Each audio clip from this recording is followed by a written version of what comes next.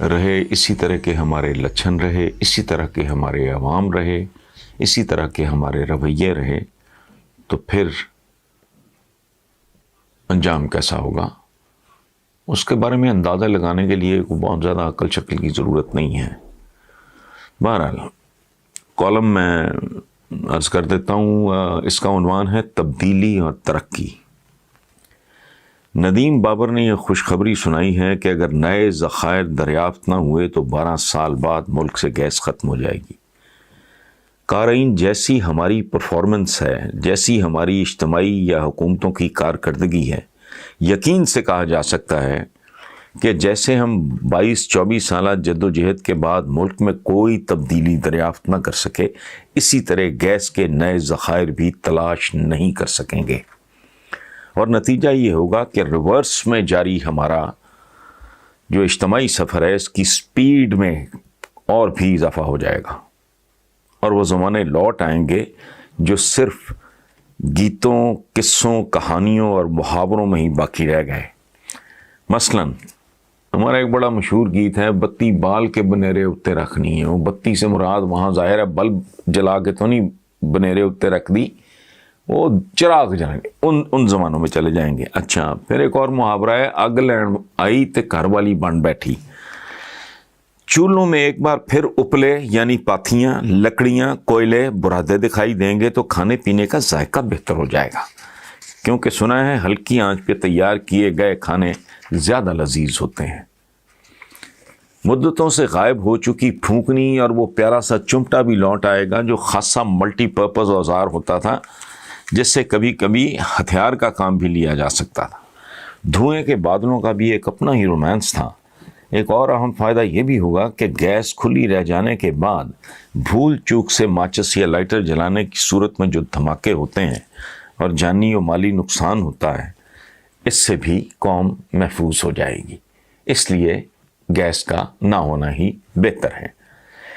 نئی نسلوں، بلکہ 2-3 نئی نسلوں کو شاید معلوم نہ ہو کہ آگ لینے کے لیے آنے والی گھر والی کیسے بن جاتی تھی، تو ان بچوں کے لیے عرض کرتا ہوں کہ آپ کے جنرل نالج میں اضافہ کرنے کے لیے یہ بتانا ضروری ہوگا کہ ماضی قریب میں آگ عام نہیں ہوتی تھی۔ یہ یاد رکھیں، ماچس یہاں گورا لے کے آیا تھا، آگ نہیں ہوتی تھی۔ اچھا، ماضی قریب میں آگ عام نہیں ہوتی تھی، گاؤں کے ایک آدھ کھاتے پیتے متمول گھرانے میں ہی ہمہ وقت آگ موجود ہوتی تھی، اور کمی کمین غریب غربا عوام حسب ضرورت اس سے استفادہ کیا کرتے تھے۔ کچھ لوگوں نے تربیت یافتہ کتے بھی پالے ہوئے ہوتے تھے جن کے منہ میں اپلا یعنی پاتھی دے کر اسے چودھری کے گھر روانہ کر دیا جاتا تھا۔ چودھری کا کوئی منشی ٹائپ آدمی پاتھی کو ایک سائڈ سے سلگا کر، چونکہ اس کے پاس تو ہر وقت آگ اویلیبل ہوتی تھی، پاتھی کو ایک طرف سے سلگا کر دوسری طرف سے اس تربیت یافتہ کتے کے منہ میں دے دیتا تھا۔ یعنی ایک سائڈ جل رہی ہے، اس سے جو اپوزٹ سائڈ ہے وہ کتے کے منہ میں، اور کتا دوڑ لگاتا تھا اور مالکن کے سپرد کر دیتا تھا جس سے وہ چولہا جلاتی تھی۔ یاد رہے کہ پاتھی بہت ہی دھیرے دھیرے سلگتی ہے، یہ نہیں ہے جیسے آپ کاغذ کو آگ لگائیں، یہ میں ساتھ ساتھ ایکسپلین بھی کرتا جا رہا ہوں، یا اور کسی چیز کو آگ لگائیں تو پھیلتی ہے یکدم۔ پاتھی یعنی اپلا وہ اس طرح کی چیز ہے کہ وہ بہت سلو اس کا پروسیس ہے جلنے کا۔ اچھا، تربیت یافتہ کتا نہ ہونے کی صورت میں خواتین خانہ، غریب گھر کی عورت ہے، اس نے کیا کتا رکھنا ہے، اب وہ خود یہ کام کرنے جاتی تھی، سو آگ لینے گئی تو اکھ مٹکے جیسا حادثہ کبھی کبھی ہو جایا کرتا تھا۔ چودھری، اس کے بیٹے، اس کے بھائیوں میں سے کچھ تائے چچاؤں میں سے کوئی آگ لینے والی جو ہے اس کے وہ عشق میں مبتلا ہو جاتے تھے۔ سو ایسی ہی وارداتوں کے نتیجے میں اس محاورے نے ہمارے کلچر میں جنم لیا تھا کہ اگ لین آئی تے گھر والی بن بیٹھی۔ اچھا، ہماری ترقی اور تبدیلی کس کس انداز میں جلوے دکھا رہی ہے، اس کا ایک مظاہرہ پیپلز پارٹی کی سینیٹر شیری رحمان کے ایک بیان میں بھی دیکھا جا سکتا ہے۔ شہری رحمان کا کہنا ہے 140 ارب کے ٹیکس لگا کے کوئی بھوکا نہیں روئے گا کا افتتاح ہو گیا ہے۔ میں نے اخباروں میں اس عظیم افتتاح کی تصویریں دیکھی ہیں جن میں وزیر اعظم مسکراتے ہوئے بھوکوں میں کھانے کے ڈبے تقسیم کر رہے ہیں۔ اللہ کا لاکھ لاکھ شکر ہے کہ آزادی کے 74 سال بعد آج ہم ایک ایسے مقام پر پہنچ چکے ہیں کہ خود وزیر اعظم، کمال ہے، خود وزیر اعظم اس بات کو یقینی بنا رہا ہے کہ کوئی بھوکا نہیں سوئے گا، حالانکہ اب بھی لاتعداد لوگ بھوکے سوئیں گے۔ 73 سال کے بعد 3 وقت کی روٹی سے بڑی ترقی اور تبدیلی کیا ہو سکتی ہے؟ دیکھیں، اس پہ ساتھ تھوڑی سی اور کامنٹری میں اگر کر دوں، چائنا ہمارے بعد آزاد ہوا، بہت بدحالی تھی۔ وہ اقبال نے جو لکھا تھا، گراں خواب چینی، یہ قوم افیونی تھے، بیکار لوگ تھے، کام چور لوگ تھے، حرام خور لوگ تھے، تعداد میں ہم سے بہت زیادہ تھے۔ آج چائنا سپر پاور بننے کے چکروں میں ہے، اور ادھر 74 سال بعد وزیر اعظم کیا کر رہا ہے؟ روٹی سالن کے ڈبے تقسیم کر رہا ہے۔ یہ ہے 74 سال میں ہماری ٹوٹل اچیومنٹ۔ دوسری طرف صورتحال کیا ہے؟ پھٹکار اور لعنت۔ اس کو کیسے ڈفرینشیٹ کریں ہم؟ حضرت عمر بن خطاب کہا کرتے تھے کہ دجلہ کے کنارے اگر کوئی کتا بھی بھوکا رہ گیا تو عمر اپنے رب کے حضور جواب دہ ہوگا۔ یہ صدیوں پہلے ابتدائی دنوں کے مسلمان حکمرانوں کا رویہ تھا، اسی لیے وہ سپر پاور کے درجے اور مقام تک پہنچے۔ بھوکا کتا۔ یہاں 74 سال بعد کیا ہو رہا ہے؟ اور وہ بھی ایک جملہ ہے، 74 سال بعد کوئی بھوکا نہیں سوئے گا۔ ادھر صدیوں پہلے مقام کیا ہے؟ بھوکا کتا دجلہ کے کنارے۔ اس کے لیے بھی امیر المومنین۔ ہم جس طرح کے ہمارے کرتوت ہیں، جس طرح کے ہم حکمرانوں کو منتخب کرتے ہیں، تو ہماری انتہا یہ ہے، ہمارا کلیم ٹو گلوری یہ ہے کہ کوئی اور نہیں، کوئی سیکٹری میکٹری ہوتا، کوئی ڈی جی میجی ہوتا، کوئی وزیر ہوتا ٹوٹا پجا، کوئی چھوٹا وزیر ہوتا، چلو کوئی فیڈرل منسٹر ہوتا، وزیر اعظم خود۔ حیران کن بات ہے، لیکن یہی ہماری نصیب ہے، یہی ہماری قسمت ہے۔ تو آئی ہوپ کہ شاہ زیب خان صاحب آپ کو آپ کے سوال کا جواب مل گیا ہوگا۔ پی ڈی ایم اور خاص کر نون لیگ کے اتنے سخت بیانات پہ ادارے کیوں نوٹس نہیں لیتے؟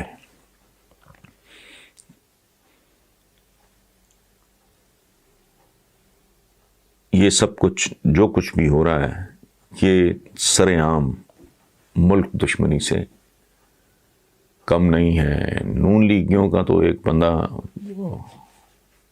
کیا نام، بھلا سا نام ہے اس کا، آپ کو یاد آ جائے گا، اس نے تو یہاں تک کہا ہے کہ اگر مریم کو کچھ ہوا تو ہم پاکستان کھپے کا نعرہ نہیں لگائیں گے۔ پاکستان کھپے کا مطلب جو زرداری صاحب نے لگایا تھا اپنی اہلیہ کی شہادت پہ کہ پاکستان چاہیے، بھلے بے نظیر بھٹو کو قتل کر دیا گیا ہے، پاکستان چاہیے۔ اب انہوں نے کہا ہے کہ ہم پاکستان چاہیے کا نعرہ نہیں لگائیں گے، ہمارا رد عمل کچھ اور طرح کا ہوگا۔ یہ بنیادی طور پہ اپنے پلان کا، اپنے ارادوں کا، اپنے گندے غلیظ عزائم کا یہ سر عام اظہار ہے۔ اب دیکھنا یہ ہے کہ اگر اس ملک کا کوئی والی وارث ہے، اگر اس ملک کا کوئی آگا پیچھا ہے، اگر اس ملک کا کہ مفادات کسی کو عزیز ہیں، اس کا مستقبل کسی کو عزیز ہے، تو کیا وہ ان کے اس منصوبے پہ عمل درآمد کا انتظار کر رہے ہیں؟ تو حامد حسن صاحب، آپ کا میرا آدھا نام ملتا ہے، آپ جتنے حیران ہیں میں بھی اتنا ہی حیران ہوں، آپ جتنے دکھی یا پریشان ہیں میں بھی اتنا ہی دکھی یا پریشان ہوں۔ نہ آپ کے ہاتھ میں اختیار ہے، نہ میرے ہاتھ میں اختیار ہے۔ آپ کا تو مزاج مجھے نہیں پتا، میرے ہاتھ میں اختیار ہوتا تو شاید اس سوال کی نوبت نہ آتی۔ اور یہ ہمارے ایک دوست ہیں چودھری غلام حسین، ان کا میں جملہ سن رہا تھا، غالباً انہیں کا کہ ٹوٹے ہوئے چھتر کی طرح بڑھتے جا رہے ہیں، کب تک؟ اب یہ آپ بھی دیکھو، میں بھی انتظار کر رہا ہوں، اس سے زیادہ اس پہ تبصرہ کرنے کی ضرورت نہیں ہے۔ عمر فاروق صاحب، بنیادی طور پہ جنہیں ہم رہنما، لیڈرز، پولیٹیشنز کہتے ہیں، یہ فارچون ہنٹرز ہیں، یہ مہم جو قسم کے لوگ ہیں۔ میں 20 بار جب تو یہ بات کرتے ہوئے مجھے خود اپنے آپ پہ غصہ آتا ہے، عجیب سا لگتا ہے۔ پاکستان کو پولیٹیشین، میرا نہیں خیال، قائد اعظم محمد علی جناح کے بعد اگر کوئی ہے کوئی 1.5 پونے 2 کے قریب، تو اس سے زیادہ یہ ٹھگوں کے ٹولے ہیں۔ کوئی سلطانہ ڈاکو ہے، سلطانہ ڈاکو کے بارے میں بھی یہی کہتے ہیں نا، وہ کھاتا تھا تو لگاتا بھی تھا، مطلب لوگوں کو بھی بانٹ بونٹ دیتا تھا، بچا کھچا کو لوگوں کو بانٹ دیتا ہوگا، کوئی جگہ ہوگا، کوئی شائیہ ہوگا، کوئی اس طرح کے یہ کیریکٹرز۔ ہم بنیادی باتوں پہ غور نہیں کرتے ہیں۔ ہمارے ہاں ایک مخصوص قسم کا طبقہ ہے، 24 کروڑ کی آبادی میں میرا خیال ہے 24,000 بندہ بھی نہیں ہے، 2400 کے لگ بھگ کوئی پلس مائنس ہوگا، 2 4 5 ہزار اوپر نیچے، یہی ہیں جو گھوم پھر کے اس چکر میں کبھی اپوزیشن میں آ جاتے ہیں، کبھی حکومت میں آ جاتے ہیں، کبھی وردی بدل کے آ جاتے ہیں، بھیس بدل کے آ جاتے ہیں۔ سو پریکٹیکلی تو اگر آپ دیکھو تو آج کی حکومت بھی چند چہروں کے علاوہ وہی لوگ ہیں جو پہلے مختلف جگہوں پہ رہے ہیں۔ اس لیے ان سے ایکسپیکٹ کرنا، چونکہ جنرلی میں یہ سمجھتا ہوں، میں اب اس نتیجے پر پہنچا ہوں کہ ہماری حکومتیں نہ حکومتیں ہوتی ہیں، نہ ہماری اپوزیشن ہوتی ہے۔ یہ صرف اپوزیشن کا معاملہ نہیں ہے، یہ اسٹیٹسمنشپ، یہ کلاس کیلیبر، یہ ننگے جھوٹ بولتے ہیں، کل کچھ کہہ رہے ہوتے ہیں، آج کچھ کہہ رہے ہوتے ہیں، کل کسی کو گالیاں دے رہے ہوتے ہیں، آج اس سے جفیاں ڈال رہے ہوتے ہیں۔ کیریکٹر لیس لوگ، ایک ہوتا ہے بد کردار، ایک ہوتا ہے بے کردار، ان کا سرے سے کوئی کیریکٹر ہی نہیں ہے۔ اس لیے آپ سیریسلی ان کو نہ لیں، دعا کریں کہ لوگوں کو اگر کوئی شعور آ جائے، جو مشکل میں لگتا ہے مجھے، چونکہ وہ تعلیم اور تربیت کے بغیر آتا نہیں۔ انسان کہتے ہیں حیوان ناطق، بولنے والا جانور، اگر اس کی تربیت نہ کی جائے، اور اگر اسے اچھی تعلیم مل جائے، اچھی تربیت مل جائے، تو سرکس میں دیکھو آپ جانور بھی کیسے منظم طریقے سے، ڈسپلن طریقے سے بیہیو کر رہے ہوتے ہیں۔ تو وہ دور کا کھاتا ہے۔ یہاں یہ جھوٹ ہے بہت بڑا جو کہتے ہیں اس ملک میں شرح خواندگی اتنی ہے، لٹریسی ریٹ اتنا ہے، بالکل بوگس ہے، اور میرا خیال ہے اس سے زیادہ بھی نہیں ہے، چونکہ کوالٹی ایجوکیشن صرف بستے یا بیگ اٹھا کے اسکولوں میں جانے کا نام نہیں ہے، یا 5ویں اور پھر 8ویں اور پھر 10ویں پاس کر لینے کا، یا FA FSC کر لینے کا نام بالکل نہیں ہے۔ یہ پڑھے لکھے لوگوں کا، اب دیکھیں آپ ریموٹ علاقوں میں جائیں، پسماندہ علاقوں میں جائیں، وہاں آپ کو اور طرح کی زندگی نظر آئے گی تو بات سمجھ میں آتی ہے۔ لاہور میں تو میجورٹی جو ہے وہ ایجوکیٹڈ ہے، کبھی سڑکوں پہ ان کا حال دیکھیں آپ، نہ صحیح تعلیم ہے، کوالٹی ایجوکیشن نہیں ہے، پھر تربیت نہیں ہے۔ تو جب تک یہ نہیں ہوتا تب تک میں پرسنلی، سچی بات ہے، میں ہتھیار پھینک چکا ہوں، اور اب میں نے یہ کہنا شروع کر دیا ہے کہ یار کوئی تبدیلی آئی تو میرے لیے تو وہ معجزے سے کم نہیں ہوگا، اور یہ اب نیڑے تیڑے کا کام رہ ہی نہیں گیا۔ کوئی شارٹ کٹ نہیں ہے. 15 سے 20 سال میں چیخ رہا ہوں اس کا روڈ میپ ہو, کنٹینیوٹی انشور کی جائے, اور جو نام لے اس مغربی جمہوریت کا, اس سیاپے کی نائن کا, وہ پھر بیلٹ کا ذکر کرنے والے بندے کو پھر بلٹ کے سپورٹ کرو, پھر یہ ملک ٹریک پہ آ سکتا ہے. اب کوئی اس کا یہ ٹریک پہ اب کوئی چڑھائے اس کو, میں دیکھوں گا کیسے چڑھاتا ہے. یہ اگر عمران سے بھی نہیں ہو رہا اور نہیں ہو سکے گا, اس کی وجہ ہے, اس کی وجہ میں ہوں, اس کی وجہ آپ ہیں, اس کی وجہ 22 کروڑ بندہ ہے. کہ کتنا 22 کروڑ پرزا, this country is like a machine. چلے مفروضہ ایک فرض کر لیتے ہیں مشین ہے, اس کا تو 22 کروڑ یا 24 کروڑ پرزا سارے کا سارا ہی بگڑا ہوا ہے, سارا ہی خراب ہے. کون سا مستری ہے جو اسے ٹھیک کر لے گا؟ کہ دنیا کی ساری برائیاں صرف مسلمانوں اور خاص کر پاکستانیوں میں ہی کیوں ہیں؟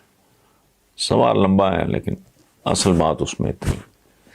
تو حضور میں پہلے بھی کسی سوال کے جواب میں یہ عرض کر چکا ہوں کہ قومیں بنتی ہیں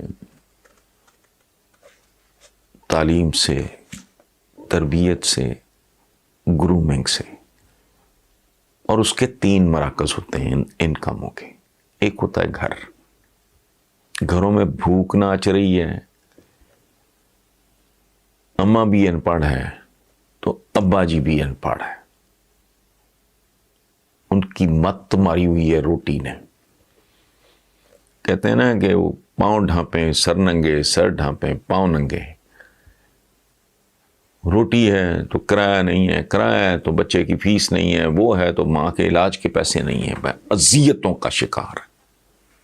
اچھا, وہ تعلیم کا ایک جو ہے سینٹر, مرکز, وہ ہوتا ہے گھر. گھر کا تو یہ حال ہے میجورٹی گھروں کا. اور جن کو جو ہمیں صاف ستھرے کوئی یا نظر بھی آتے ہیں بازار پڑھے لکھے, ان کا بھی نہیں. آپ لوگوں کے گھروں کے باتھ رومز چیک کریں جا کے. باتھ روم کے بارے میں کہا جاتا ہے, عام ہے کہ bath room is also a روم. جا کے کبھی دیکھ لیں, کبھی غور کریں کھانے پہ, یہ بیاہوں شادیوں اس طرح کی تقریبات پہ کبھی غور کریں کتنے فیصد لوگ ہیں جو ہاتھ دھوتے ہیں. کمال کی بات یہ ہے کہ کھانا کھا لینے کے بعد بھی ٹیشو پیپرز پر ہی گزارا کرتے ہیں. اچھا, گھروں کا حال یہ ہو گیا جو پہلا مرکز ہے انسان کو تعلیم, تربیت, گروم کرنے کا. دوسرا مرکز ہے اسکول, گھٹیا ترین. میں کہہ رہا ہوں کہ 15 سے 20 سال کا روڈ میپ ہو, پرائمری ایجوکیشن پہ فوکس کرو. تم یونیورسٹیوں کی طرف گھستے ہو, تمہارے پلے کیا ہے؟ یہ عربی زبان. کوئی ہے کسی کو تمیز, کوئی شعور ہے؟ عربی جاننے والا اس ملک میں ہے کوئی نہیں. 2 4 10 ہوں گے, خورشید رضوی صاحب جیسے ہی ہے وہ. اتنے ٹیچر تم لاؤ گے کہاں؟ ایک ایک چیز کے لیے 800 لفظ ہیں عربک میں. کون پڑھائے گا ان کو؟ بالکل بوگس. ذہن بدلنے کی ضرورت ہے. زبان بدلنے سے کچھ نہیں ہوگا. عربوں کی تو مادری زبان ہے, انہوں نے کون سی توپ چلا لی ہے؟ لمبے لیٹے ہوئے ہیں, جدھر کوئی اشارہ کرتے ہوئے اسرائیل کے جا کے پاؤں پڑ جاتے ہیں. اللہ اللہ خیر صلاح. سو پہلا سینٹر جو ہے تعلیم اور تربیت کا وہ گھر ہے, اس کا ستیہ ناس ہے, وہ اجڑا پڑا ہے. وہ چولہے کے گرد طواف کر رہے ہیں, بچے بھی اور ماں بھی اور باپ بھی. دوسرا مرکز ہو گیا آپ کے جہاں میجورٹی بچے پڑھتے ہیں. میں ہائی پروفائل سکولز کی بات نہیں کر رہا, جہاں ہمارے بچوں کی اکثریت اتنا کچھ بھی نہیں ہے. ٹوٹے پھٹے سے ٹیچر ہوتے ہیں, وہ خود کوالیفائڈ نہیں ہوتے, بات ان سے کی نہیں جاتی, تلفظ ان کا اردو کا مذاق خیز ہوتا ہے, وہ بھی گیا. تیسرا ہوتا ہے معاشرہ, سوسائٹی. وہ آپ کو سکھاتی ہے, وہ آپ کو ایجوکیٹ کرتی ہے, آپ کو گروم کرتی ہے, لائٹن کرتی ہے, شعور دیتی ہے. جانوروں والا حال ہے, باہر جا کے دیکھ لو. گاڑی دھو رہے ہوں گے, پائپ پھینک دیں کہ پانی ضائع ہو رہا, کسی کو ہوش ہی نہیں. گاڑی 2 کروڑ کی ہوگی, بندہ 2 ٹکے کا بھی نہیں ہوتا, اس کو شعور ہی نہیں ہے کہ اپنے ڈرائیور کو. یہ سوسائٹی سکھا رہی ہے. میرے اپنے مجھے یہ فیس کرنا پڑا. میرے اپنے بیٹے کے دوست وہ 14-15 سال کی عمر سے گاڑیاں چلا رہے ہیں. اس پہ ظاہر ہے ڈبیٹ ہوئی, بحث ہوئی. بیٹا آرگو کرتا ہے کہ بھی ان کے نہیں پیرنٹس. میں نے کہا بیٹا ان کے نصیب ان کے پیرنٹس, جیسے ان کے نصیب ہے ویسے ان کے پیرنٹس. میں تو 18 سال اس کے بعد تمہارا لائسنس بنے گا، اس کے بعد پراپرلی پھر گریجولی فیزڈ آؤٹ پلان، پہلے اپنی کالونی میں چلاؤ گے وغیرہ وغیرہ. سو 3 مراکز ہیں بندے کو بندہ بنانے کے، تینوں آپ کے تو اجاڑ ہیں، بیڑا غرق ہوا میں ستیہ ناس ہے. تو ان سے آپ نے کیا ایکسپیکٹ کرنا ہے؟ آپ جو کہہ رہے ہو کہ پاکستانیوں میں ہی کیوں ہے، تو اس کی سیدھی سادھی یہ وجوہات ہیں.